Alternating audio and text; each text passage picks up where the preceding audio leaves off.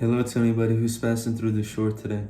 The Lord has a message for you. In Galatians 5 verse 16 and 17 it says, "But I say, walk by the Spirit, and you will not carry out the desire of the flesh. For the flesh sets its desire against the Spirit, and the Spirit against the flesh. For these are in opposition to one another, so that you do not do the things that you want." Now these two contradicting natures don't symbolize your old self versus your new self, because your old self has been crucified with Christ, right?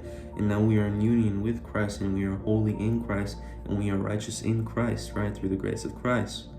But it is talking about our sinful nature that is still abiding in this body, right? In this fleshly body that we still have, that we still live in, right? This sinful nature, this unredeemed humaneness is going against our new self in the Spirit of God, in the realm of God, right? That is actively contradicting against one another, right?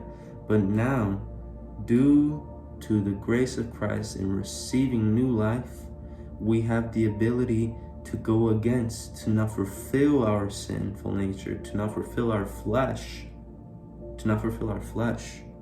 right?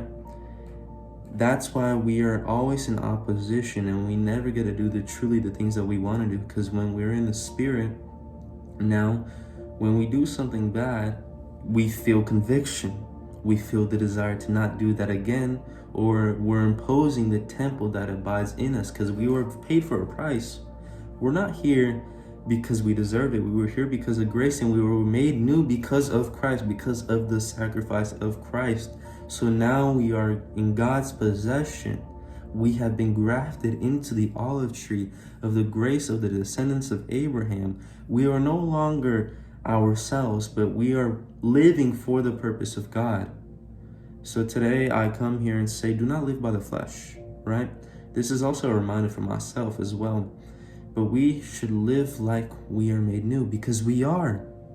We're actively choosing. Every time we choose to sin, we are actively choosing to say, you know what, God, I think I'd rather fulfill my flesh for the day, right? And it's awful. And we realize that after we do that sin, and we feel guilty. So let us remind ourselves of this verse, to live in the Spirit so we don't carry out the desire of the flesh, right? I hope this helped, and God bless you.